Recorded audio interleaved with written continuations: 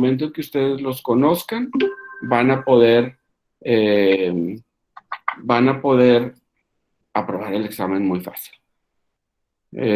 Tengo primero, lo primerito que tenemos en el tema es una definición de derechos humanos.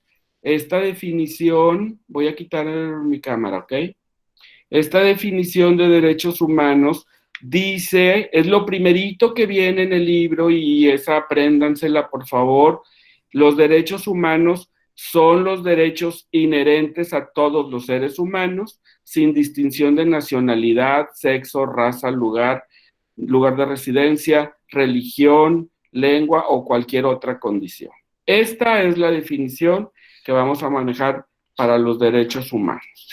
Y ese de lo que viene al principio en la introducción y demás, es lo que nos interesaría. Después tenemos el primer capítulo que nos habla de los conceptos claves para los derechos humanos, ¿ok? Y lo primerito que tenemos que ver es que es un Estado de Derecho. Vean ahí en la página 2, tenemos, se considera que el Estado de Derecho es la forma jurídico-política de organizarse de una comunidad asentada en un territorio y delimitada, y esta posee un objetivo común y encomiable, que es el bien común. Esta es la definición de Estado. Acuérdense, un conjunto de personas que viven en un territorio delimitado y que tienen la finalidad de tener una buena convivencia social y manejar el buen común. Creo que esta es un concepto que deben de tener, es la noción de Estado. Y de ahí, si nos vamos a ir con el Estado de Derecho, entonces tenemos que saber que es el conjunto de personas que tiene una legalidad y que se juntan en un territorio, pero tienen esta parte del punto de legalidad. Tienen una constitución, están constituidos por ordenamientos legales. Sí, hay estados que nacen, por ejemplo, de una revolución, que nacen de un golpe de estado, que nacen de una invasión de un país a otro, y entonces esos no se considerarían estados de derecho. El estado de derecho es el que nace y existe de acuerdo a que este grupo de gobernados y de gobierno o de autoridades estén de acuerdo y bajo un régimen legal. ¿Ok? Nos dice aquí el autor, la autora, que el Estado es una organización de personas asentadas en un territorio propio, gobernadas a partir de un sistema jurídico y que vive día a día los derechos humanos. Entonces, esto lo podemos manejar como una definición de Estado de Derecho. ¿Ok?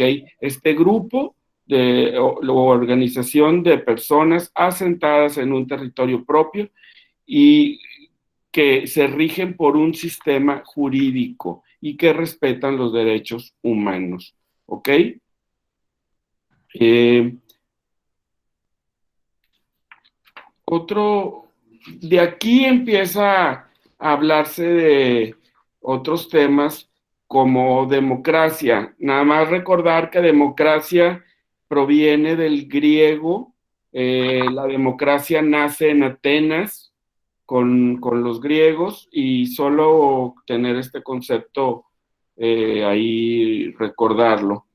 Y entonces, con esto podemos tener que el concepto de Estado de Derecho surge del supuesto de que toda sociedad política tiene un ordenamiento jurídico que le permite alcanzar sus objetivos. Pero la parte importante, recuerden, es que tiene el ordenamiento jurídico. Ok, nos vamos al principio. El Estado es este asentamiento de personas que viven dentro de un territorio delimitado y que buscan el bien común, ¿ok? Estado. Y Estado de Derecho es este conjunto de personas que viven en un territorio, que están asentados, delimitados en el territorio, pero viven bajo un ordenamiento jurídico. Es muy importante. Y que se cumplan estos derechos, porque un lugar en donde constantemente se violan los derechos humanos o las leyes, es la ley de la selva, donde el más fuerte, el mejor armado es el que maneja, pues eso no es un Estado de Derecho. Por eso escuchamos muchas veces que se pone en peligro el Estado de Derecho, la gobernabilidad, cuando vemos que grupos armados, por ejemplo, empiezan a controlar regiones de un país, de una ciudad o inclusive un país completo. Entonces, la definición la tenemos ahí muy bien en el libro. Esto está en la página 6, en Estado de Derecho, ¿ok? Otro concepto para poder entender el Estado de Derecho nos habla de los principios que tiene el Estado de Derecho, que son el imperio de la ley, la división de poderes, la fiscalización de la administración, ¿ok? La protección de los derechos y libertades. Es muy importante, por favor, muchachos, que se aprendan estos 4 conceptos. ¿Qué es imperio de la ley?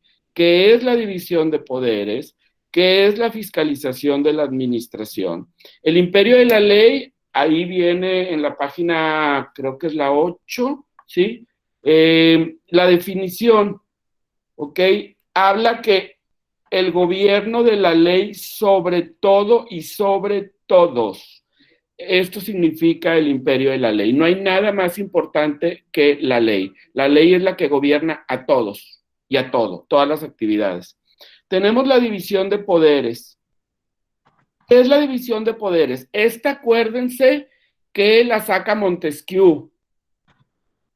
Relacionen, por favor, a Montesquieu con los poderes, que es el que dice un día que es importante que haya una división de poderes para que así se vigilen unos a otros y haya un equilibrio en el gobierno, ¿ok? Esta división de poderes demarca muy bien las atribuciones de cada uno, y acuérdense que en México tenemos el poder ejecutivo, el poder legislativo y el judicial. Y esta división de poderes garantiza, supuestamente, porque, bueno, garantiza el bien del Estado, el Estado de Derecho. Y aquí, ojo, porque en México hemos vivido épocas en donde el presidencialismo es el que está sobre la Cámara de Diputados y Senadores y sobre la Suprema Corte. La Suprema Corte, el Poder Judicial es el que más se puede salvar de ser independiente o de decirse independiente. Pero bueno, en la práctica tuvimos periodos en donde el presidencial, el poder ejecutivo era realmente el que predominaba. Ahí vamos cada vez creciendo más y tenemos mejor este equilibrio de poderes. Pero bueno, recuérdenlo, por favor. Otra de las características es la fiscalización de la administración. Esta se refiere al poder para garantizar que cada una de las autoridades que representan los poderes realice solo aquellas actividades que la ley le faculta y las actividades que se le otorgan a cada uno de los poderes. Y con esto se puede tener el control de uno sobre otro. Sería la definición importante de la fiscalización de la administración.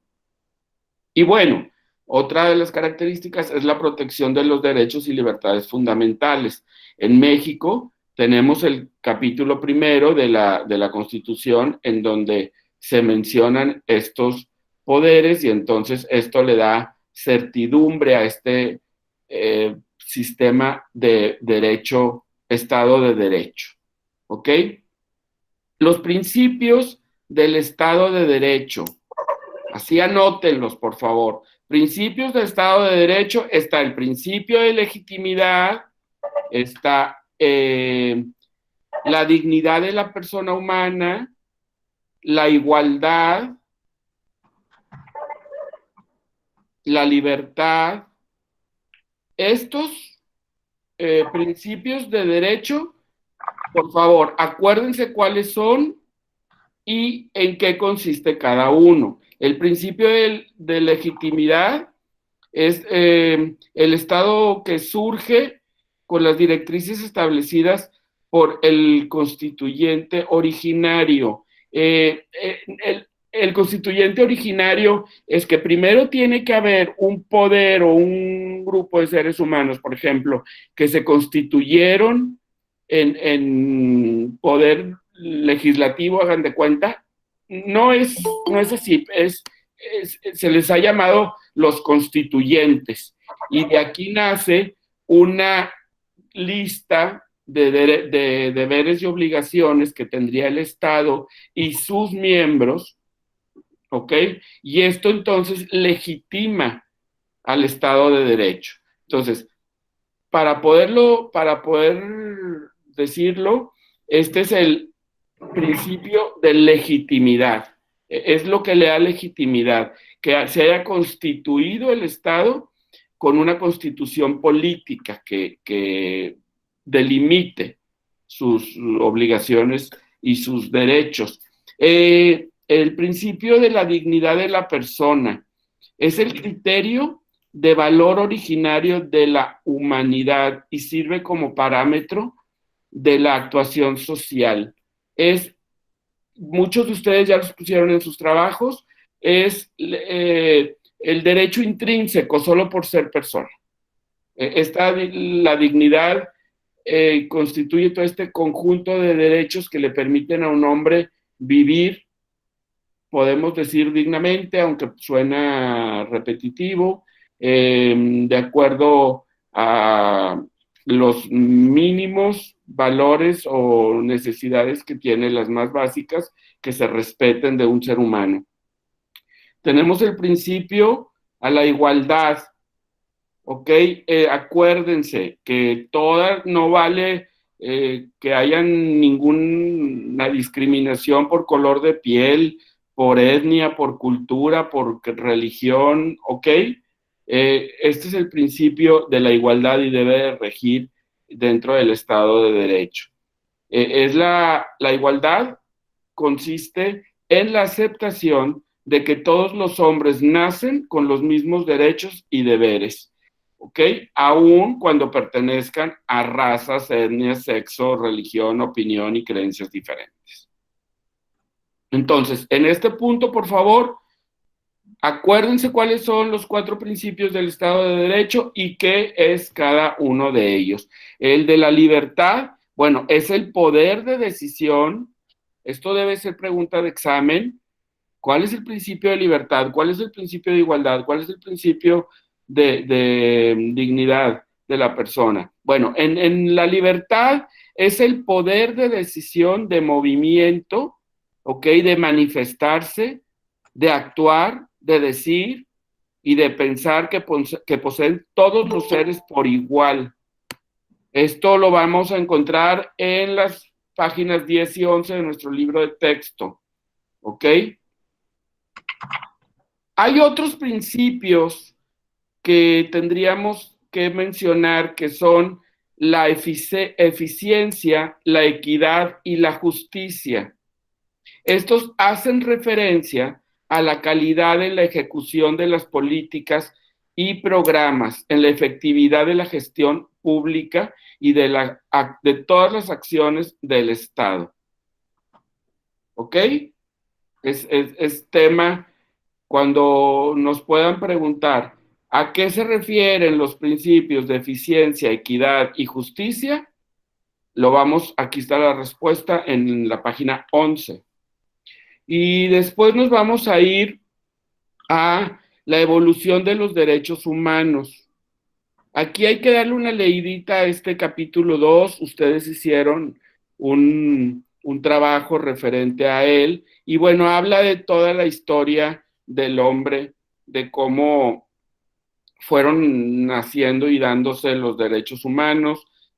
Aquí hay una referencia, una línea de tiempo de los derechos humanos, y yo les pediría que lean el preámbulo, ¿verdad? Donde estamos hablando que pues desde que el hombre existe, desde épocas prehistóricas, desde que nace y existe, empieza a tener derechos y empieza a defender los derechos, estos derechos, pero aparecen ya en escritos y tratados, si se acuerdan, con la Carta Magna de Inglaterra en 1215, ¿ok? Y nosotros todavía tuvimos reformas en 2011 respecto a derechos humanos en México. Hubo reforma constitucional, que fue donde se puso en el primer artículo la palabra ya de los derechos humanos. Acuérdense que antes veníamos de la Constitución de 1917 con el concepto de garantías individuales. Entonces, de este primer punto de la línea del tiempo, pues yo creo que lo importante es que veamos de cómo nace, ¿verdad? Que en 1215 está la Carta Magna, en 1628 está la petición de derechos de Inglaterra, y así nos vamos. Denle una leída a esto y recuerden algunos, al menos, de algunos de los hechos que a ustedes les parezcan más importantes. Está en 1948 la Declaración Americana de los Derechos y Deberes del Hombre. También está la Declaración Universal de los Derechos Humanos. Esto es en el 48, es una fecha importante. Es cuando, después de la Segunda Guerra Mundial, se constituye la Organización de las Naciones Unidas y se proclama esta Declaración Universal de los Derechos Humanos, que recuerden que internacionalmente es el primer documento oficial que existe, y que lo signaron o se suscribieron firmando a este documento 120 naciones. Después tenemos que nos habla la autora de las características de los derechos humanos. Y aquí es importante que nos demos cuenta que las características de los derechos humanos son la universalidad, la obligatoriedad y la progresividad, ¿ok? Por favor, acuérdense que características de derechos humanos. Estas tres características y en qué consiste cada una de ellas. ¿Por qué son universales? Pues porque deben de valer en todo el mundo, deben de ser respetadas en todo el mundo, son para todos los seres humanos por ser humano. No importa si naciste en China, en Israel, en Japón, ok, es una característica de los derechos humanos que son universales a cualquier ser humano donde haya nacido, como haya nacido, con las características personales, con las creencias que tenga. Todos tienen derecho a ejercer los derechos humanos. Tenemos la obligatoriedad. Bueno, esto se va a referir a que deben de ser por igual obligatorios para todas las autoridades en todo el mundo. No importa si tú eres mexicano o francés o alemán y te vas a China de vacaciones, no porque estás en otro país, no está obligado el gobierno de ese país, las autoridades de ese país a respetarlos, son obligatorios, ¿ok? Pero bueno, viene una definición de cada uno de estos puntos en el libro, ¿ok? Entonces, vean por favor, anotan las características de los derechos humanos y luego la definición de qué es universalidad, qué es obligatoriedad, qué es progresividad, por favor. El siguiente tema que tenemos es la clasificación de los derechos humanos. Aquí les voy a pedir que hagan un listado de los autores que clasifican los derechos humanos. Al menos acuérdense de 4 o 5. Están medio difíciles ahí los nombres y apellidos, pero bueno, están enumerados. Y hacen como una tablita en donde puedan decir, la clasificación según Carl Schmitt son derechos de libertad del individuo, derechos de libertad del individuo en relación a otros, por ejemplo. Esa es la clasificación que hace Carl Schmitt. Tenemos así la clasificación, por ejemplo, de Lowenstein, que dice que son libertades civiles, el derecho de autodeterminación económica, las libertades políticas. Bueno, les voy a pedir de favor que se aprendan esto. Apréndanse quiénes son los autores y apréndanse, de alguna manera hagan una idea de esa relación de ideas para que se acuerden, este habló de esto otro. No es fundamental, pero pueden ser preguntas de examen, pueden preguntarles cuál es la clasificación que hace Vidart. Lo bueno es que muchos de ustedes seleccionaron una clasificación y ya las vieron todas, y lo vi en sus trabajos.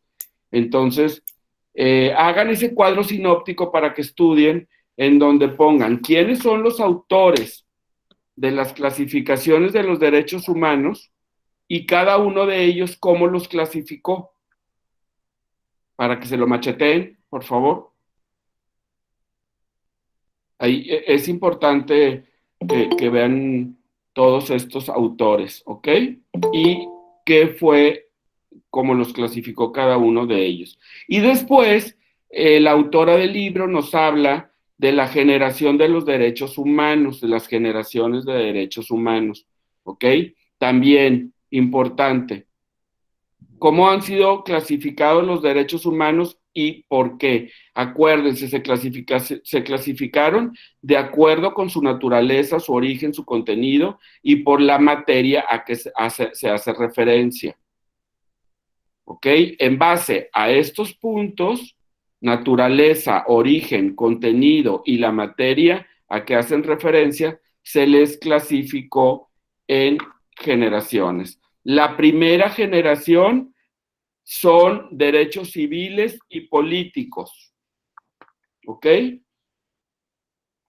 La segunda generación son derechos económicos, sociales y culturales. La tercera generación, derechos de solidaridad. Y la cuarta generación son los derechos a la plena y total integración de la familia humana, la igualdad de los derechos sin distingo de nacionalidad y derechos a formar un Estado. Así vamos a tener cada uno. ¿Cuál es la clasificación que comprende estos derechos? Y por lo menos, muchachos, apréndanse 3 de los derechos que están en esa generación. Es decir, los de la primera generación son de primera generación porque son derechos civiles y políticos. Fueron los primeros que nacen, los primeros que se crean. Y entre estos tenemos pues que toda persona tiene derecho y libertades fundamentales. Todo individuo tiene derecho a la vida. Nadie estará sometido a la esclavitud. ¿Ok? Acuérdense de por lo menos 3 de los derechos de cada una de las generaciones. En la segunda generación tenemos que toda persona, bueno, son los derechos económicos, sociales y culturales. Toda persona tiene derecho a la seguridad social, toda persona tiene derecho a formar sindicatos. Así se aprenden por lo menos 3. Derechos de tercera generación son los de solidaridad, como son el derecho a la autodeterminación, a la identidad nacional y cultural, a la independencia económica y política, a la paz. ¿Ok? Estos los van a encontrar en las páginas 27, ahí vienen las generaciones, hacen su resumen, son 4 generaciones y en qué consiste cada una de las generaciones y en cada generación pongan por lo menos 3, escriban para que se acuerden. Si vienen preguntas de estas en el examen, van a decir, ¿a qué se refiere la primera generación? Y les van a poner ahí, pues a derecho a casarte, a derecho a correr, a derecho a comer, a derecho... Y entonces ustedes van a tener que encontrar dónde 3 de los derechos o 4 o 5, no sé cuántos vayamos a tener en las respuestas, pero para que tengan la certeza, la verdad es que las respuestas nosotros no las ponemos, nosotros ponemos la respuesta correcta, ¿ok? Pero las demás respuestas, yo no sé si va a decir el derecho a comer hamburguesas, el derecho a pasearte, el derecho a, no sé qué otras opciones. Por eso les pido que hagan este cuadro en donde ustedes pongan las generaciones, cuántas son, y en cada una de ellas qué derechos enmarca o abarca, y 3 de esos derechos, por favor. De la 1 a la 4, les digo, de la página 27 a la 29 del libro, ahí los van a encontrar. Después tenemos qué es la dogmática de los derechos humanos, ¿ok? Acuérdense que la sociabilidad es una de las expresiones de la dimensión universal del individuo, ¿ok? Y debería desarrollar la capacidad de los seres humanos de asumir el interés de los demás y del propio, ¿ok? Entonces, aquí busquen qué es dogmática de los derechos humanos, y es esta parte, en donde se habla de la sociabilidad del ser, donde esta dimensión que tiene y que es donde te preocupas por ti y te preocupas también por los derechos de los otros. Acuérdense que mi derecho termina donde empieza el de enfrente, ¿ok? Por eso es importante conocer esta dogmática de los derechos humanos. Y ahí terminamos el capítulo 2. Después nos vamos en el capítulo 3 y aquí tenemos diferentes nombres para los derechos humanos. Igual, por favor. Hay ahí un trabajo que realizaron que la verdad es que me pareció en general muy completo, en donde tenemos todas las clasificaciones que se han hecho a través de diferentes autores de los derechos. Bueno, nos vamos a manejar igual, ¿ok? ¿Cómo se están clasificando los derechos en derechos subjetivos? ¿Ok? Vamos a describir qué es un derecho subjetivo. Vamos así con cada uno de los derechos fundamentales, ¿ok? Los derechos civiles. Acuérdense que el autor habla de 7, una clasificación de 7, los derechos morales, los derechos naturales, las garantías individuales y terminamos con derechos humanos.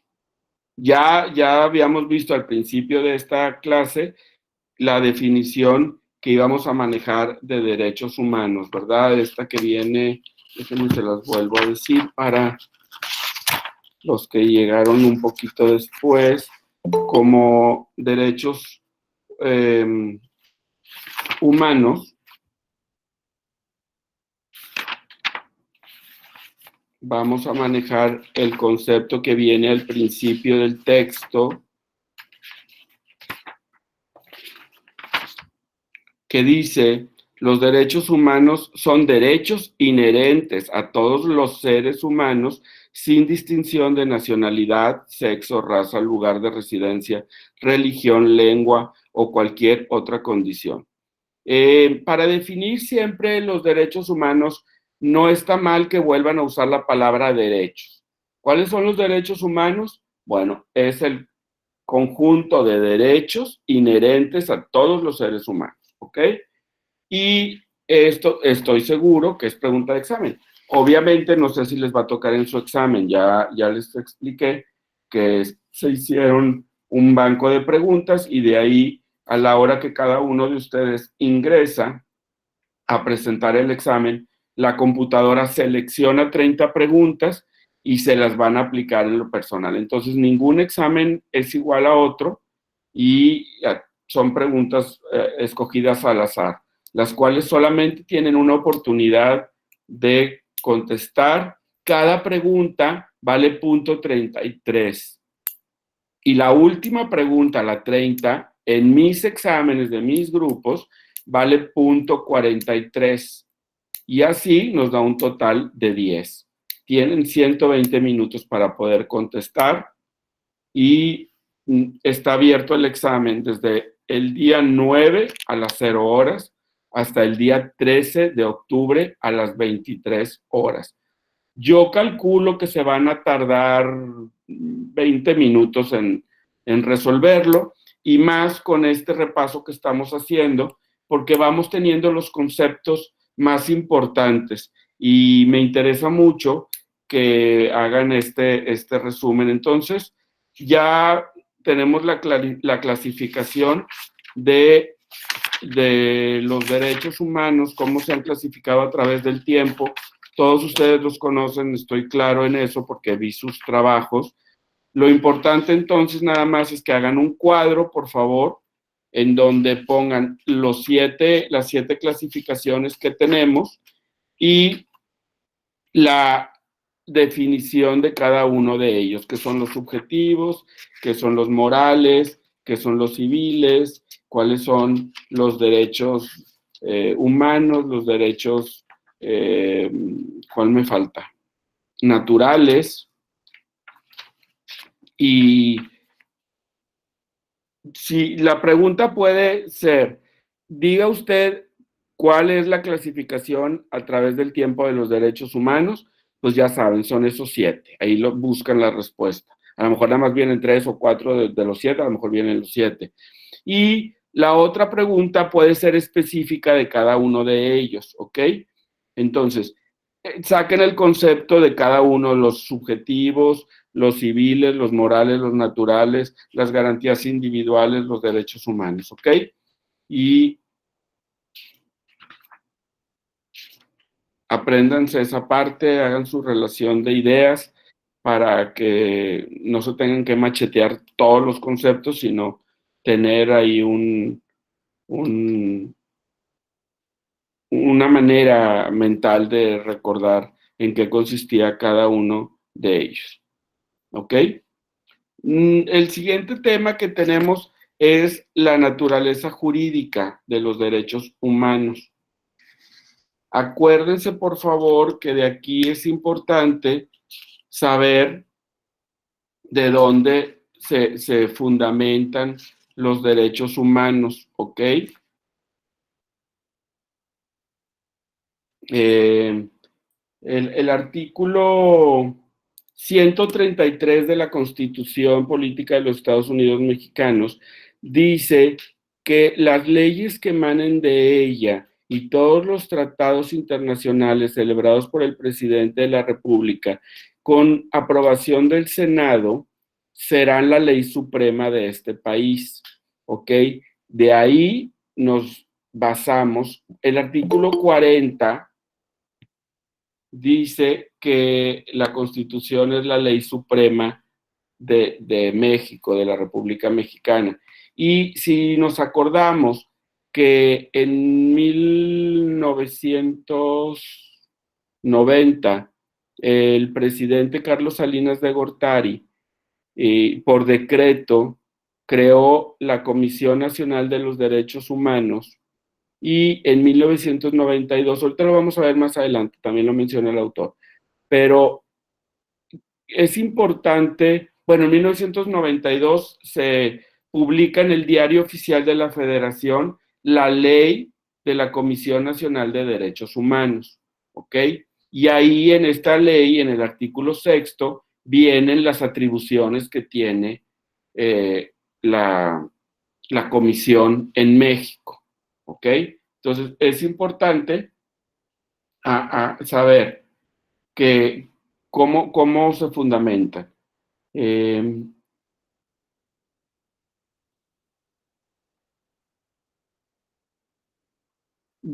Si ustedes pueden, por favor,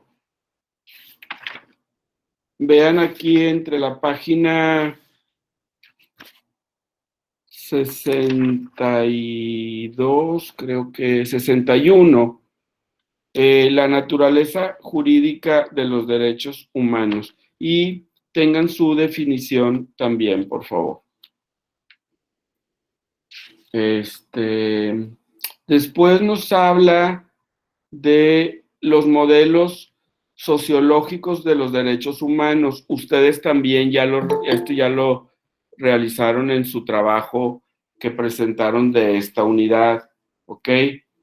¿Cuáles son los modelos sociológicos de derechos humanos? Tenemos el modelo de dialéctica, sociedad civil y Estado, y tenemos el modelo relativista, tenemos el modelo normativo moral, el modelo funcional estructuralista. De estos 5 modelos, pongan por favor que son los que se constituyen o constituyen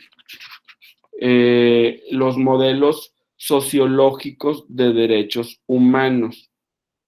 Son creados por diferentes autores, obviamente, y habla cada uno de ellos de las formas diferentes en que se han concebido los derechos humanos, ¿ok? Dependiendo de la naturaleza y la finalidad de cada uno de estos, se hacen los modelos. Entonces, ¿en qué consisten los modelos sociológicos? Y son 5, vienen desde la página 67, 66, hasta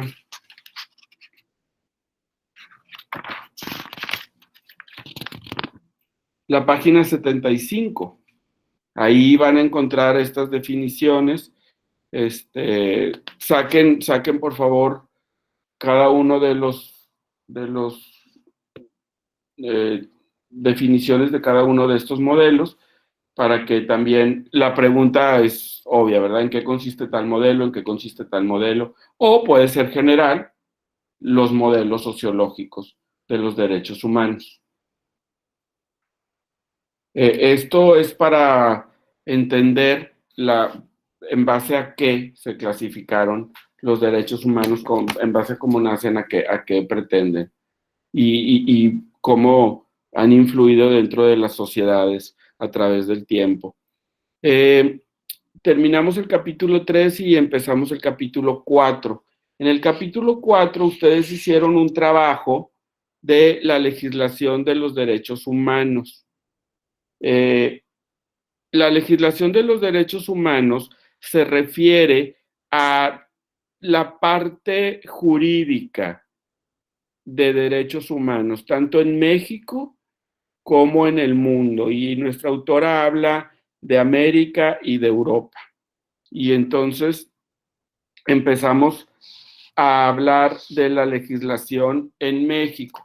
En México, acuérdense, el capítulo 1 de la Constitución Política, el artículo 1, bueno, el capítulo primero tiene todos los derechos humanos, ahí están concentrados los derechos humanos. Y en el artículo 1 ya se hace la referencia a la palabra derechos humanos, porque anteriormente a 2011, que es cuando se hace la reforma,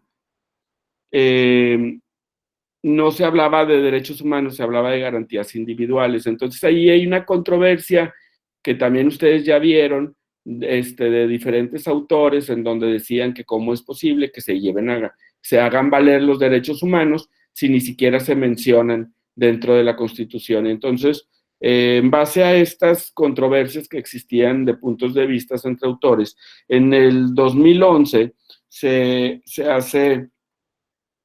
eleva al primer capítulo de la Constitución lo que son los derechos humanos. Esto es importante, habíamos hablado desde la Carta Magna de Inglaterra en 1215 y en México se siguen modernizando o sigue progresando. El avance es notorio. Hasta 2011 tenemos una reforma constitucional, ¿ok? Para lo de la línea de tiempo que hablábamos, que habla la autora. Ahí pueden enmarcar desde 1215 hasta 2011. Después tenemos la Constitución Política de los Estados Unidos Mexicanos y la autora empieza a manejar una serie de la historia de México, una serie de constituciones. Entonces, es importante que de aquí recordemos que desde 1917 se habla en el capítulo 1 de la Constitución Política de los Estados Unidos Mexicanos de las garantías individuales, ¿ok? Ahorita vamos a ver cómo esta Constitución se viene basando desde la de Apatzingán de 1814, la del 1824, la del 36, la del 57 de Venustiano Carranza, cómo viene basándose. Pero bueno, en nuestra Constitución, en el 2011, se cambió entonces el nombre a de los derechos humanos. Acuérdense, por favor, esta fecha es importante. Se hace una reforma constitucional 2011 y ya se habla de los derechos humanos y sus garantías. Y dentro de él se enmarcan el derecho a la libertad, el derecho a la igualdad, el derecho a la educación, el derecho al trabajo, el derecho a la remuneración justa, el derecho a la libertad de reunión, el derecho a la libertad de tránsito y residencia, el derecho a la libre asociación, el derecho a la libre manifestación de ideas, el derecho a la vivienda, el derecho a la salud, a la propiedad, a la seguridad jurídica, el derecho de petición. Es importante este derecho. Bueno, todos, realmente no hay ninguno que sea menos importante.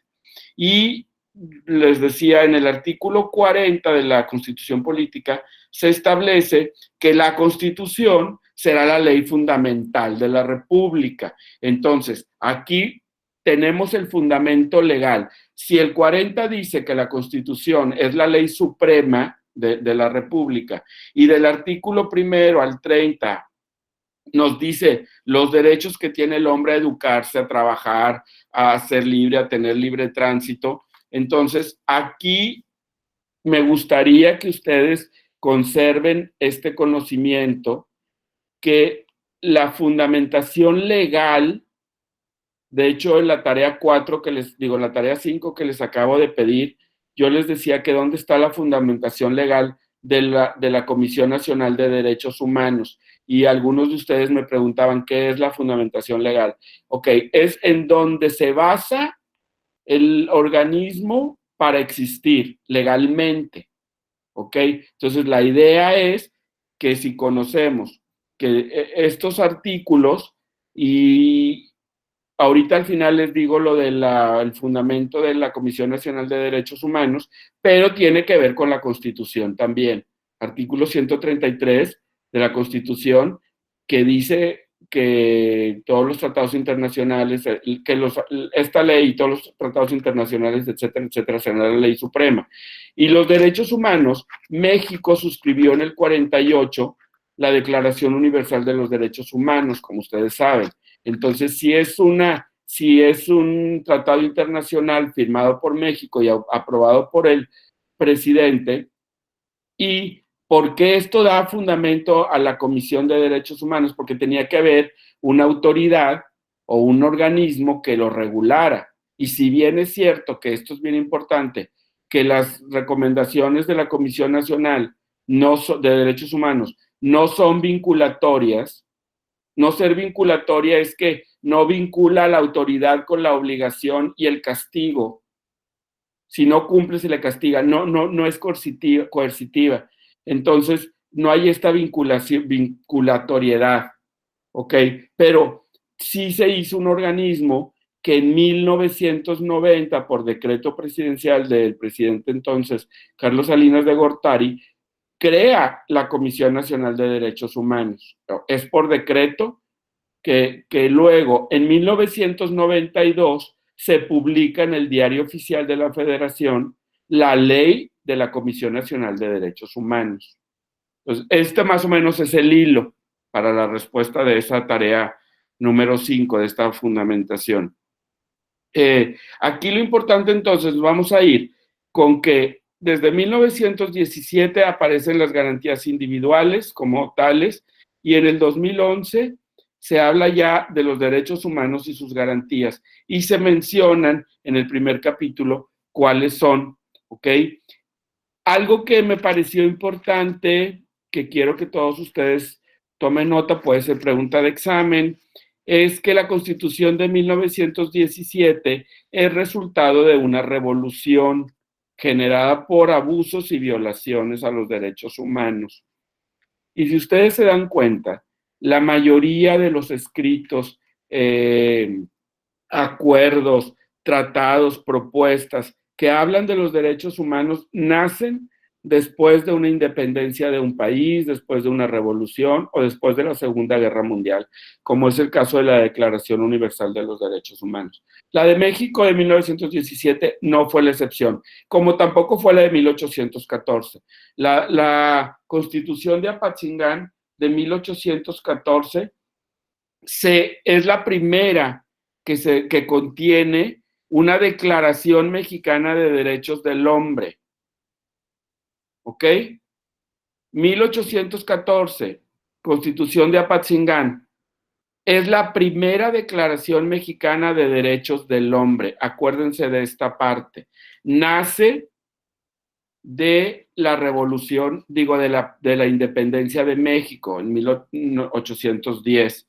Después de esto, lo primero que quieren los autores de padres de la patria, vamos a llamarles así, según algunas personas, es que se respeten en México los derechos de las personas. Acuérdense que venimos en ese periodo de una sociedad de castas en donde los españoles tenían todos los derechos, pero luego seguían los criollos, luego seguían los mestizos, luego seguían los indígenas, y los indígenas no tenían los mismos derechos que los españoles. Entonces, lo que se pretende con esta Constitución de Apatzingán es que se respeten los derechos fundamentales del hombre. Y entonces podemos decir que es el primer documento mexicano o el primer intento que hay y que contiene la primera Declaración Mexicana de Derechos del Hombre. Vamos a ir viendo cómo evoluciona este nombre, pero me interesa mucho que de 1814 de Apatzingán se acuerden de esto que les acabo de mencionar. De la Constitución de 1824, en esta se presenta un capítulo que hace la declaratoria de los derechos humanos, que es donde dice que la nación mexicana es para siempre libre e independiente del gobierno español y de cualquier otra potencia. ¿Ok? La Constitución de 1824 se refiere a estos derechos y es muy importante que lo tengan presente, por favor. Esta viene a ser el resultado también de lo que yo les decía, que acuérdense que en esa época había unas personas que querían volver al gobierno monárquico español y había otras personas que ya querían la independencia. Entonces tenemos el tratado del Plan de Iguala, el tratado de Córdoba, y tenemos así un grupo de sucesos históricos que dan como resultado esta Constitución de 1824, y básicamente en esta Constitución lo que se señala más son las bases para hacer la cohesión de todos los estados para hacer un país, un territorio, un estado, como hablamos en definición de estado, del asentamiento de un grupo de personas dentro de un territorio delimitado. Bueno, esta es la parte que busca más principalmente que la Constitución, respetar los derechos dentro del territorio mexicano. La de 1824. La Constitución de 1836, esta Constitución tiene, en esta Constitución, algo que es importante que ustedes guarden, es que aquí se van a instituir los derechos de los mexicanos en el artículo 2, ¿ok? Con el principio de legalidad y seguridad jurídica. Y en el artículo 4 se declara que todos los mexicanos gozarán de los otros derechos civiles. Y en el artículo 8 se empiezan a exponer los derechos de los ciudadanos mexicanos.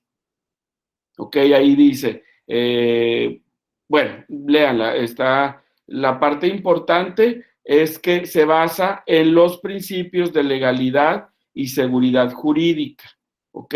Se instituyen todos los derechos para los mexicanos y nace también de estas situaciones bélicas de guerrillas que había, donde algunos querían regresar al sistema de gobierno monárquico que teníamos de España. Aquí también son las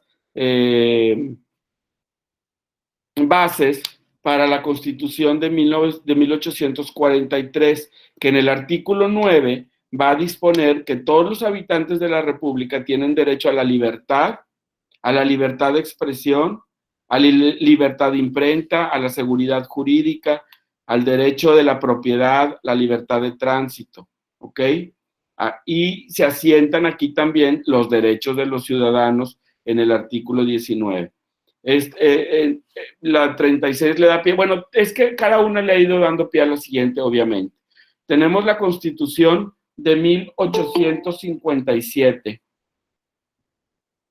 La Constitución de 1857, que es la Constitución que Venustiano Carranza logra promulgar, contiene una sección que es denominada de los derechos del hombre, ¿ok? Este es el resultado de los conflictos que tenemos desde la Revolución. Acuérdense, aquí afecta todo lo de la parte revolucionaria en el sur Emiliano Zapata, en el norte Porfirio Díaz, en el norte Porfirio Díaz, en el norte Pancho Villa, la dictadura de Porfirio Díaz, todos estos elementos vienen a configurar en 1857 esta Constitución en donde se tiene una sección que se le denomina los derechos del hombre. ¿Ok? Esta va a dar pie a la de 1917, en donde ya vamos a hablar de las garantías individuales. ¿Ok? La Constitución de 1917 es una Constitución que es muy avanzada para su época. Y después de las leyes de reforma que supone que Benito Juárez marcó, de las...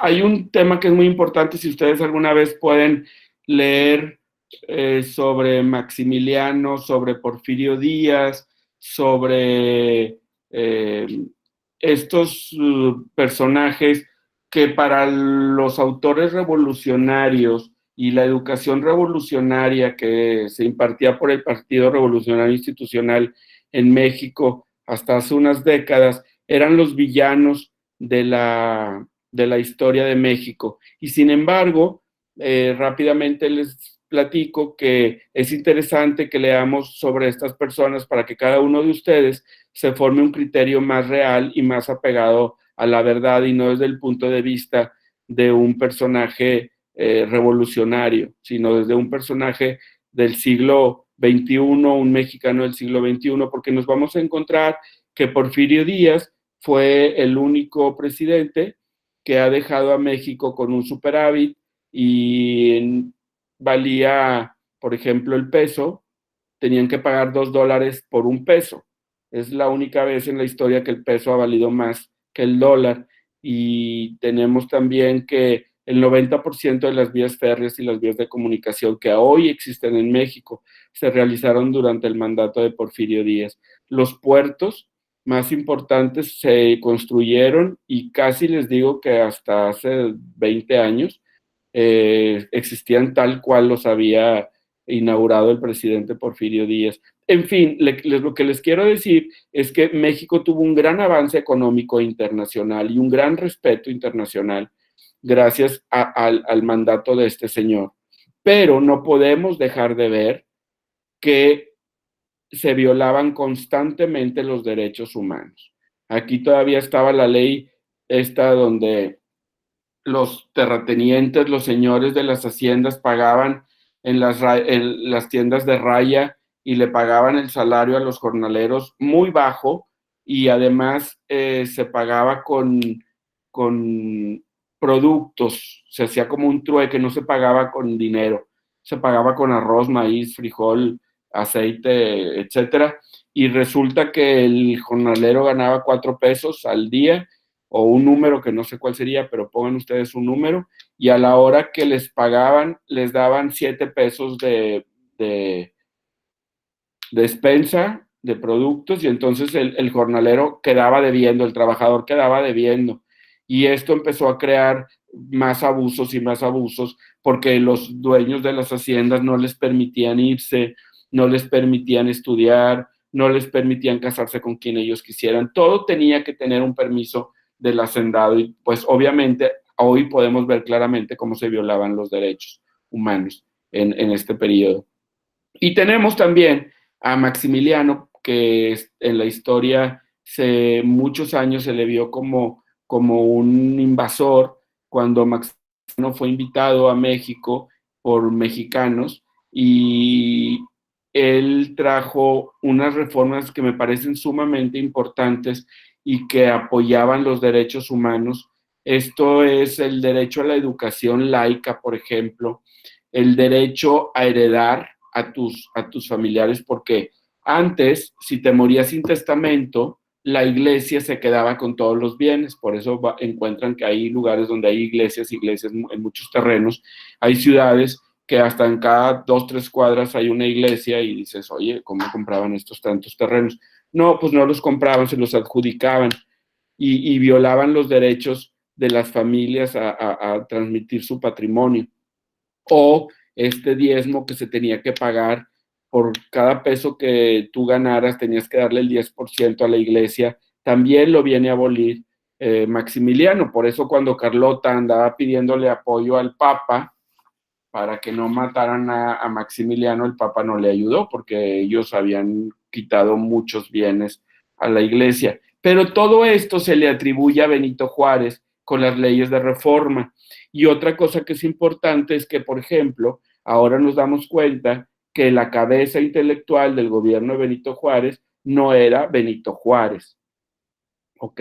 Son Lerdo de Tejada, son un grupo de colaboradores que tienen alrededor y que realmente son los que promueven, proponen y redactan las leyes de reforma que vienen a hacer un parteaguas en el sistema jurídico mexicano. Y de ahí tenemos entonces que la Constitución de 1917 ya pasando por todo este periodo. La autora nos platica, acuérdense la guerra de los pasteles que hubo entre Francia y México, la invasión de España, Inglaterra y Francia también a México durante el mandato de Napoleón III.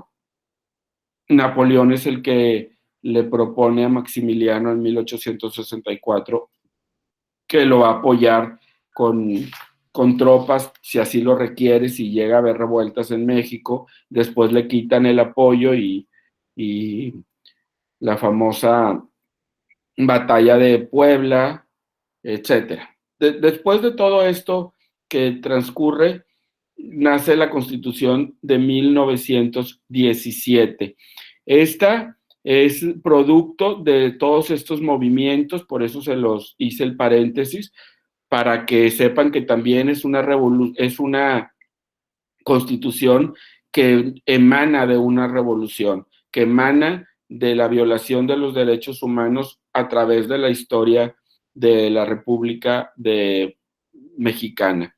En el capítulo primero de la Constitución de 1917 se le da el nombre de garantías individuales, ¿ok? Y ahí se perfecciona el catálogo de los derechos que veníamos trayendo desde 1857. Después la autora nos habla de la jerarquía normativa y de los derechos humanos. Esto es una referencia a cómo se fundamenta que los derechos humanos son legales o se deben de hacer respetar, que son válidos, que son jurídicamente correctos. Y aquí la autora nos va a hablar de dos tesis. Por favor, acuérdense, la tesis dualista y la tesis monoteísta. La tesis dualista, que la hacen Triepel, Anciolotti y Morelli, entre otros, habla de que el derecho entre las naciones y el derecho interno son derechos independientes, que la forma en que un gobierno se maneja con sus gobernados es una cosa, y la forma en que el gobierno se presenta frente a otros estados, a otros gobiernos, es otra. Y la teoría monista es la que nos habla de que el derecho internacional y el derecho interno son dos partes de un mismo concepto de derecho, ¿ok? Que tiene como objeto regular la conducta del individuo. Entonces, estos dos conceptos, por favor, con su definición cada uno, tenganla guardada. Yo soy de la idea de que si el artículo 133, este artículo, acuérdense de él, por favor, dice, se los he mencionado ya 2 veces hoy y se los repito, esta Constitución, las leyes del Congreso de la Unión que emanen de ella y todos los tratados que estén de acuerdo con la misma, celebrados y que se celebren por el presidente de la República con aprobación del Senado, serán la ley suprema de toda la Unión. De tal suerte que si estamos viendo que en el artículo 133 se conjugan los tratados internacionales con las leyes que emanan de la Constitución y que todo esto se eleva al rango supremo, entonces yo soy de la idea de que es realmente una sola la fuente de la legalidad y esta es la Constitución y que de ella van a emanar tanto cómo se comporta el gobierno mexicano con otros individuos estados, cómo se comporta el gobierno mexicano con sus gobernados.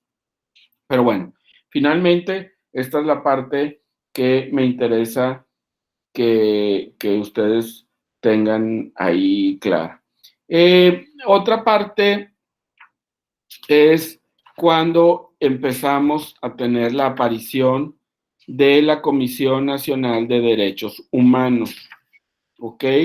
Les mencionaba hace un rato que en 1990 el presidente de la República por decreto crea, bueno, del tema anterior se van a encontrar, la autora tiene varias hojas ahí hablando de cómo la Suprema Corte ha definido lo que son los tratados internacionales, la Constitución, quién está arriba de quién no está arriba de quién, si están al mismo nivel. No vamos a entrar en el examen en esos parámetros, solamente conocer dónde está la supremacía en la Constitución y el artículo 133 que menciona lo de los tratados internacionales. Después la autora se va con la Comisión Nacional de Derechos Humanos. Entonces, vuelvo al tema. De ahí es importante saber que el 5 de junio de 1990 se creó por decreto presidencial la Comisión Nacional de Derechos Humanos. Este organismo es un órgano desconcentrado de la Secretaría de Gobernación, pero está adscrita directamente al titular de la dependencia. Nace durante el ejercicio, el periodo de gobierno del licenciado Carlos Salinas de Gortari, y también la autora ahí nos va a hablar de diferentes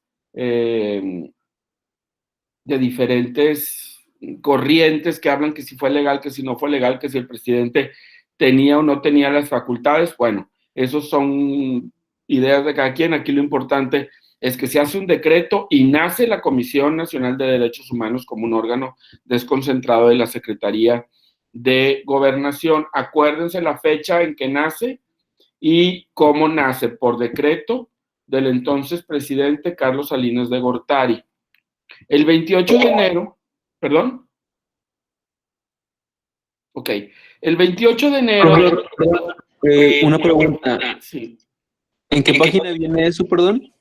Esto lo vas a encontrar en la página 106 del libro de texto. 106, 107. Gracias. Sí. Y nos vamos a encontrar que el 28 de enero de 1992 se publica en el Diario Oficial de la Federación la creación de la Comisión Nacional de Derechos Humanos. Es hasta el 92 que se publica. En México, las leyes son vigentes a partir, bueno, al día siguiente de su publicación en el Diario Oficial de la Federación. Entonces, hasta el 28 de enero de 1992 se publica en el Diario Oficial de la Federación la creación de la Comisión Nacional de Derechos Humanos y se agrega un apartado B al artículo 102 constitucional. Esta es la parte interesante de esta notita, ¿verdad? Y luego, en 1992 también, se publica en el Diario Oficial de la Federación la ley de la Comisión Nacional de los Derechos Humanos. Ojo, una cosa es que se publique la existencia del organismo y otra cosa es la ley que regula a esta comisión. Esta ley es la que la delimita, la que le da fundamento legal, la que marca sus atribuciones. Página 107 del libro. Apréndanse las atribuciones de la Comisión Nacional de Derechos Humanos. Vienen en el artículo 6, por si lo quieren ver directamente de la ley, vienen en el artículo 6 de la ley de la Comisión Nacional de Derechos Humanos. Ahí nos va a hablar de cuáles son las atribuciones que tiene la Comisión Nacional, que son la de recibir quejas de presuntas violaciones a los derechos humanos, conocer e investigar a petición de parte o de oficio presuntas violaciones de derechos humanos, formular recomendaciones públicas no vinculatorias. Las recomendaciones no vinculatorias es que no obligan a la autoridad, ¿ok? Les recomiendan que se realice, pero si la autoridad no llega a realizar los cambios o a subsanar la violación del derecho violado, no hay algo que la castigue, ¿ok? Tienes que recurrir a otras leyes, como sería, por ejemplo, la del funcionario público, para decir es que esta autoridad se pasó aquí y acá de sus funciones de acuerdo a lo que dice el reglamento para su autoridad, ¿ok? Pero las recomendaciones de la Comisión de Derechos Humanos no son vinculatorias. Ojo, esto puede ser pregunta de examen. No son vinculatorias, ¿ok? Y esto hace que no sean prueba plena en los juicios, que no se puede llevar a la comisión como tercero coadyuvante en un juicio civil o en un juicio de amparo. Ellos no pueden declarar en favor de la víctima ni pueden presentar pruebas lo que ellos hayan descubierto e investigado. ¿Ok?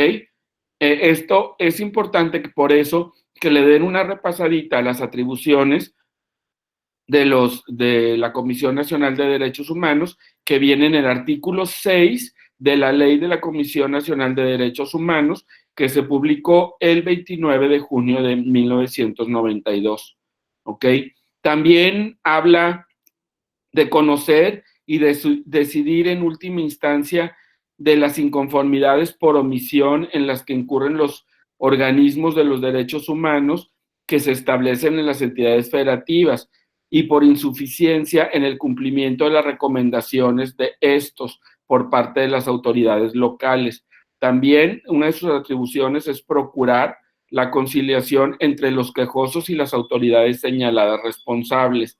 Esto sí lo puede hacer una conciliación entre la víctima y la autoridad, pero no puede obligar a la autoridad a que resarza el daño, a que subsane el daño causado. También tienen sus atribuciones la de pedir la inmediata solución de un conflicto que se plantee cuando la naturaleza del caso lo permite.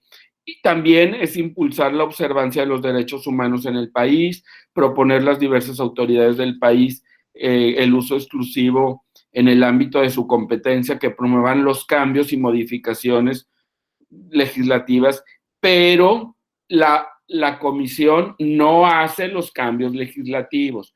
La comisión no cambia las leyes. Ella puede sugerir e invitar a las autoridades a que promuevan estos cambios para que se respeten los derechos humanos.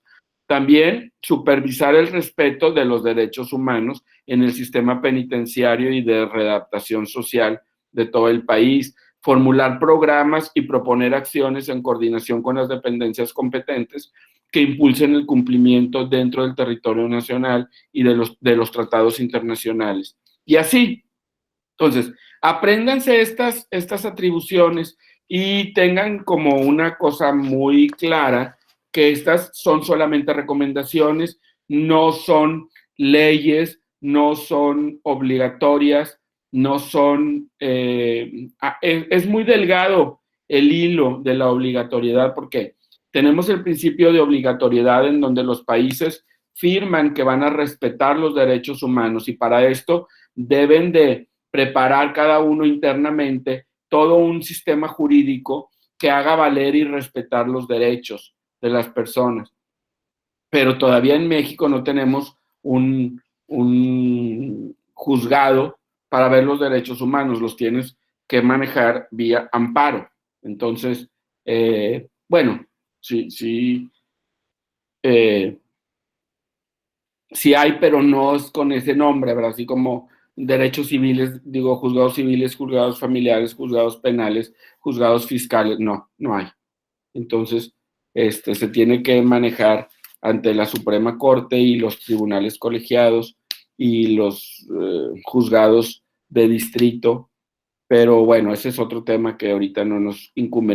Me interesa que se aprendan a las atribuciones de la Comisión de Derechos Humanos, por favor.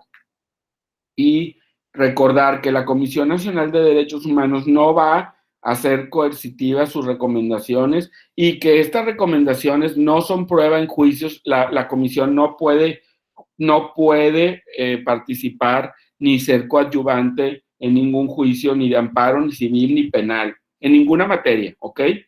Ellos hacen recomendaciones, son independientes y las víctimas, si van a promover un juicio penal, un juicio civil, un juicio de amparo, la Comisión Nacional no va a poder intervenir en estos juicios, ¿ok? ¿Qué más? Tenemos aquí un punto que puede ser importante también, que es que el 13 de septiembre de 1999 se reforma y adiciona el apartado B del artículo 102. Y aquí es donde el Congreso de la Unión faculta a las entidades federativas para que sea dentro de su competencia, tengan la protección y vean, procuren los derechos humanos, defenderlos. ¿Okay? Aquí, denle una leída, por favor, viene en la página 108 del texto. Lo más relevante de la reforma de la que estamos hablando, según nuestra autora, es hacer que el organismo le da la parte de autonomía a la Comisión Nacional y le va a dar transparencia a su actuar. En la reforma del 99 se establece un punto que es muy importante desde el punto de vista de nuestra autora, que es el mencionar que la Comisión Nacional de Derechos Humanos protegerá los derechos humanos que ampara el sistema jurídico mexicano. Sin embargo, les digo, en 1999, en la Constitución no se hablaba de derechos humanos, ¿ok? Viene a ser hasta el 2011 cuando se incluye la palabra derechos humanos, esto como breviario cultural, y antes eran solamente las garantías individuales. Las recomendaciones de la Comisión Nacional de Derechos Humanos, como les decía ahorita, son no vinculatorias, ¿ok? No son actos de autoridad. Esta es la gran cosa que tienen que, del inciso B de este capítulo, que tienen que recordar. No son actos de autoridad porque no son vinculatorios. Ya platicamos que es vinculatorio y ya lo hicieron ustedes también en su examen, y entonces tampoco tienen un valor probatorio en procesos penales. ¿Ok? Este es el punto número C de este capítulo. Y en el D tenemos que la Comisión Nacional de Derechos Humanos no puede intervenir en el juicio de amparo ni ser un tercero coadyuvante, lo que les acabo de explicar, ¿ok? Hay comisiones de derechos humanos también que son estatales, ¿ok? En Nuevo León tenemos nuestra Comisión de Derechos Humanos, sí existe, ¿ok? Y en la Ciudad de México está la Comisión Nacional de Derechos Humanos. Entonces, esto, de acuerdo a la reforma que les acabo de decir, del artículo 102B, ahí se autoriza a los estados a procurar, ¿ok? Recuerden siempre, por favor, que las legislaciones estatales, que son el punto 10 romano de este capítulo, cuarto, nos mencionan, las constituciones estatales nunca van a estar arriba de la Constitución federal. Acuérdense que hay una jerarquía, ¿ok? Primero, la ley más importante que se debe de cumplir y que ninguna puede contravenir, y si la contraviene no vale, porque contraviene a la Constitución, es la Constitución, y la Constitución habla también de que las leyes que emanen de ella y los tratados internacionales que suscriba el presidente de la República con aprobación del Senado serán la ley suprema. ¿Ok? Entonces, en primer nivel ponemos las leyes constitucionales y los tratados internacionales firmados por el presidente o que se vayan a firmar, pero que estén aprobados por el Senado de la República. ¿Ok? Después tenemos los ordenamientos de la Suprema Corte de Justicia. Acuérdense que las sentencias de la Suprema Corte de Justicia se tienen que hacer valer. Y cuando tenemos más de 5 sentencias que hablan de lo mismo, que dictan una sentencia en el mismo sentido sobre un mismo asunto, esto se le llama jurisprudencia y es como una ley, ¿ok? Entonces, muchas veces hay lagunas en las leyes de situaciones que no están previstas y que se les escapó o que precisamente con los avances tecnológicos que tenemos, pues ahorita a lo mejor no está legislado si una fecundación in vitro la mamá es la mamá, o quien dona el esperma o quien dona el óvulo, y quién tiene derecho, y si se mueren ellos, quién hereda, o si el hijo se le mueren los papás biológicos o los papás en donde se engendró el cigoto, tendrían derecho los papás biológicos. ¿Saben? Hay cosas, por ejemplo, les estoy poniendo el ejemplo de un tema que no está regulado, porque en el momento en que se hacen las leyes todavía no aparecían todas estas circunstancias. Todo lo que tiene que ver con el Internet tiene muchas lagunas, todo lo que tiene que ver con situaciones ahora de páginas de derechos, de ceder tus derechos, y todo lo que tiene que ver con la confidencialidad de los datos personales, en fin, hay muchas lagunas. Entonces, cuando hay una controversia entre dos particulares o entre una particular y una autoridad, y esto va a dar a la Suprema Corte de Justicia, y se dictan 5 sentencias en el mismo sentido, se hace jurisprudencia. Las jurisprudencias, las órdenes de la Suprema Corte de Justicia de la Nación, los pondríamos en segundo lugar vamos a decir, de importancia o de fortaleza. Y hasta el tercer lugar vendrían las leyes federales y las leyes estatales. Bueno, las leyes estatales de la federación, no las leyes federales. Las leyes federales y las leyes estatales de todos los estados que conforman la federación. Esa sería más o menos, a grandes rasgos, la jerarquía que tienen las leyes. ¿Ok? Recordar entonces que de acuerdo a la Constitución Política, en el artículo 102, las recomendaciones de la Comisión Nacional no tienen valor probatorio en los juicios penales.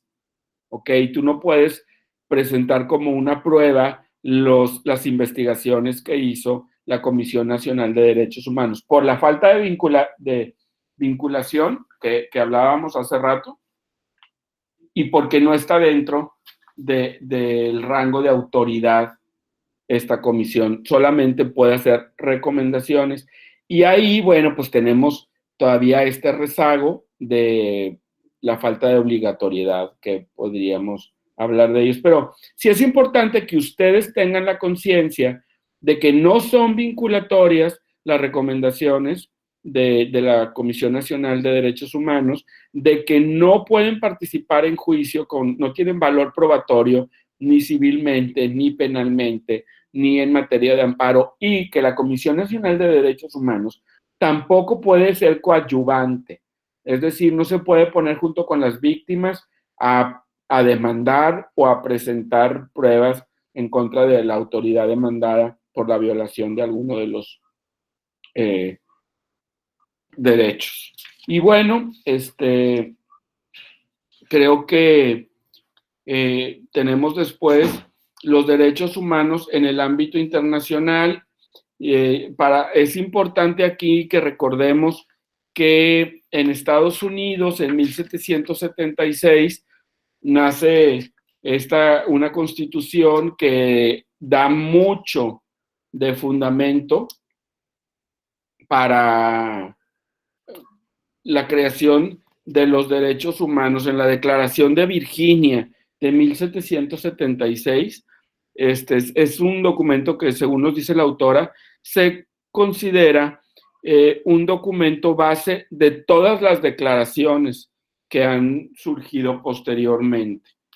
Esta es la parte interesante. Hay en la lectura que van a hacer de repaso, si es que ya la hicieron, yo les pedí en la tarea número 5 que hicieran una breve sinopsis ahí, una breve sinopsis, que hagan una sinopsis o una breve historia del cómo en América, en Europa, los derechos humanos fueron apareciendo y por qué. Y bueno, nos dice que en América nace en Bogotá, se empiezan a declarar en la Conferencia Panamericana unos convenios internacionales, la Carta de la Organización de los Estados Americanos, se forma la OEA, pero realmente la parte más importante, bueno, tenemos que en Europa ya los países del norte como Alemania, Dinamarca, Holanda, Luxemburgo, habían firmado como un convenio también en donde se les concedían los derechos que amparan todos esos países a cualquiera de los ciudadanos de los mismos países que se trasladara entre uno y otro. Y empieza a haber este convenio de la Comunidad Económica Europea que viene todavía hasta el 2004 a crecer porque, bueno, empiezan esos países, después ingresan Turquía, Suecia, Francia. Los primeritos fueron los que les dije del norte, que en 1951 se juntan. Después, en 1957, se firma este tratado para la Unión Europea entre Alemania, Bélgica, Francia, Italia, Luxemburgo, Holanda o lo que son los Países Bajos. Pero se ha venido modificando porque todavía entraron en el 80 Dinamarca e Inglaterra, Irlanda, en el, creo que en el 73 entraron. Grecia entró en el 81, por ejemplo. Ah, bueno, aquí vienen mencionados en la página 132.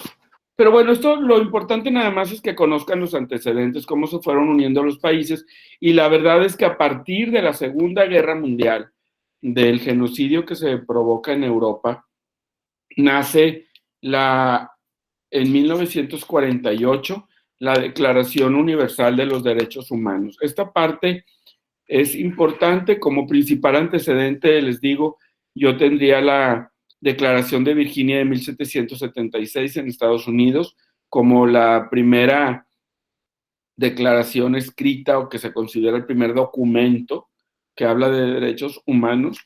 Entonces, y ya oficialmente la Declaración Universal de los Derechos Humanos, que se da en 1948 ante la Asamblea General de las Naciones Unidas, ahí sí, sí es el primer documento internacional y oficial que proclama los derechos humanos de los hombres, las mujeres y los niños. Y esto declara muy bien que no importa la etnia, la nacionalidad, la cultura, la religión o la situación económica o donde esté residiendo la persona, todos por igual los abarcan estos derechos humanos. Les digo, esto es consecuencia de la Segunda Guerra Mundial y ya a partir, muchachos, esto es la parte teórica. En la práctica, ustedes van a encontrar países donde la mujer anda toda tapada, no se le permite enseñar el cabello, que vea su rostro. Hay países en donde el gobierno te da una libretita con lo que vas a poder consumir de despensa en el mes. Ellos fijan el salario. Hay países que el gobierno decide quién puede y quién no puede estudiar. Hay países en donde a la mujer todavía se le cambia por un camello o por 10 chivos. Entonces, aquí nos damos cuenta que hasta nuestros días los derechos humanos se violan. Aquí en México tenemos autoridades que desconocen cuáles son los límites de su autoridad y violan constantemente los derechos humanos. De ahí la importancia de todo esto que hemos hablado y de todo esto que menciona la autora, de que ustedes dentro de su maestría en administración tengan este conocimiento, porque todavía nos falta mucho por crecer, por avanzar, por hacer que se respeten los derechos humanos. Pero creo que les acabo de dar un resumen de lo que considero más importante para que ustedes puedan estudiar y prepararse para su examen de parcial, que se va a llevar, les vuelvo a decir, para todos los que llegaron después de que lo dije, Del 9 al 13 de octubre va a estar abierto el examen, desde las 0 horas del día 9 de octubre hasta las 23:55 del día 13 de octubre. El examen consta de 30 preguntas que serán elegidas de un total de 120 preguntas que se hicieron y la computadora, el sistema, para cada uno de ustedes va a elegir 30 preguntas. Estas preguntas todas son de opción múltiple, tienen 4 opciones para elegir. Cada pregunta tiene un valor de .33 y en los exámenes de mis materias tiene la última pregunta, la número 30, tiene un valor de .43 para que procuren contestarlas bien. Y la suma de esto nos da 10. El examen dura 2 horas. Si tienen algún problema, ahí les puse a dónde enviar un correo electrónico en las instrucciones en las aulas están las instrucciones y ahí viene un correo electrónico por si hay algún problema durante el examen. No creo que se tarden más de 20, 25 minutos en responderlo, la verdad. Todos los temas los vimos, ahorita los acabamos de repasar. Donde yo creo que podríamos tener un poquito más de problema es en aprendernos los principios, las clasificaciones, quiénes fueron los que clasificaron y en qué consistían sus clasificaciones. Ahí puede ser, porque no vaya a ser que les pregunten cuál es la clasificación de Mitch o cuál es la clasificación de Schmidt o etcétera. Entonces, ahí pónganle un poquito, ya lo mencioné, hagan unos cuadros sinópticos en donde puedan ustedes enumerar cuáles son estas cosas, estos principios, en qué consisten los principios también, la universalidad, la obligatoriedad, la progresividad, o en su caso, cuáles eran en la historia los nombrados derechos naturales, derechos civiles, derechos fundamentales, derechos, garantías individuales, etc. Es importante que se aprendan esta parte porque a la hora que uno está leyendo en el examen y vienen 4 o 5 cosas y se parecen mucho, a veces nada más una palabra hace la diferencia. Entonces, por favor, sus definiciones de conceptos hicieron un trabajo, revísenlas, sobre todo los conceptos que ya vimos, vean los principios y pues que tengan muy buena suerte. Si hay dudas, díganme a ver qué dudas hay que podemos resolver. Sí, buenas noches. Hola. Sí. Maestro, lo que pasa es que en otra de las sesiones con otra maestra, ella nos había dicho que se iba a cambiar el periodo de exámenes del 9 al 12. Entonces, ¿existirá esa probabilidad? Nos acaban de confirmar que es del 9 al 13. Ah, muy bien. Muchas gracias. Estaba programado del 9 al 12 y antier yo ya había subido los exámenes y nos pidieron que los cambiáramos, que los abriéramos hasta el día 13 a las 23:55. Muchas gracias. De nada, Lorena. Solo hay una oportunidad para contestar cada pregunta, no se pueden regresar. Y la verdad es que yo sé, tienen excelentes trabajos todos ustedes. Por eso quise hacer este repaso, porque he visto el gran esfuerzo que han hecho y sé lo mucho que les interesa cumplir con esta meta de aprobar la materia para ir juntando las metas para lograr una maestría en administración y finanzas. Es algo muy loable, que además hoy en día es bien importante, nos amplía el criterio, nos da cultura, pero sobre todo nos da posibilidades profesionales para accesar a mejores puestos y a mejores sueldos. Entonces, yo quiero ser un aliado de cada uno de ustedes para que logren este propósito, al menos en mi materia. Y bueno, con esa finalidad estamos haciendo esta clase de repaso, en donde vemos los puntos más importantes, tratamos creo que todo lo que viene en el libro de texto y si ustedes revisan todos estos puntos, sacan estas definiciones y aprenden estas clasificaciones y las pueden racionalizar, van a ver que el examen es muy sencillo y es muy lógico. Esta parte es muy lógica. Aquí es muy poco lo que te tienes que machetear. En cuanto a fechas, pues ya les dije, Carlos Salinas de Gortari, 1990, ya lo relacionaron. En el 92 se publica en el Diario Oficial de la Federación la ley de la Comisión Nacional, y así nos vamos, acuérdense de relacionar las constituciones con los periodos de vida del país, la independencia, el periodo que queríamos regresar a la monarquía, el periodo constitucionalista de Venustiano Carranza, de todo este periodo después de Porfirio Díaz, que viene a culminar en la Constitución de 1917 con la Revolución, precisamente.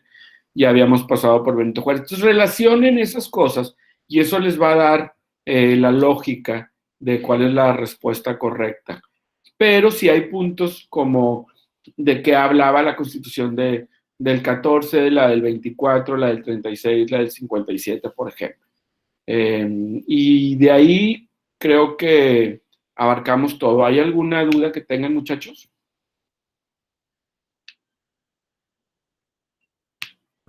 Maestro, de lo que dijo del artículo 133, sí, de la Ley Suprema, Sí.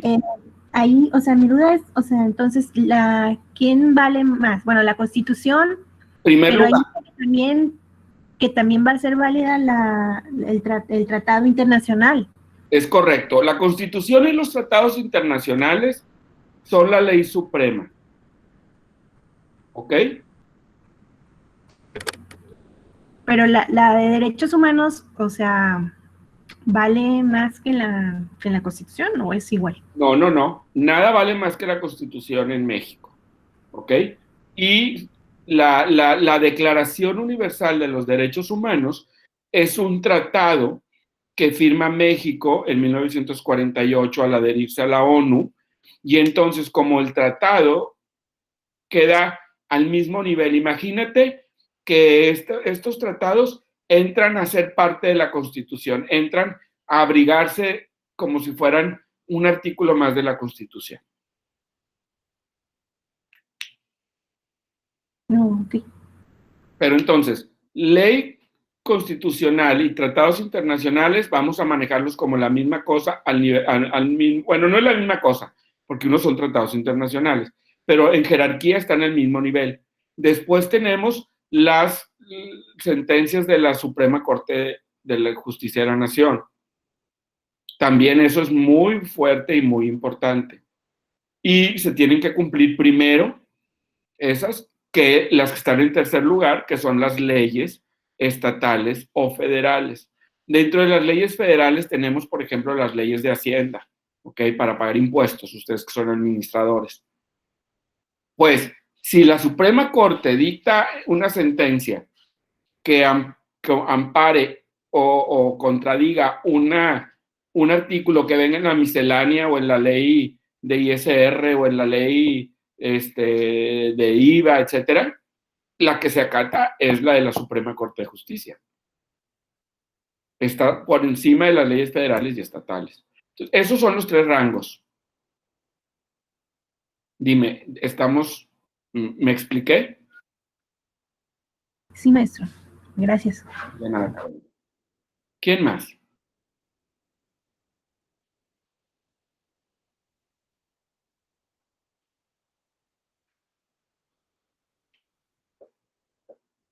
Bueno, si no hay dudas, entonces damos por terminada esta sesión. Voy a cancelar la grabación y les agradezco muchísimo, la verdad,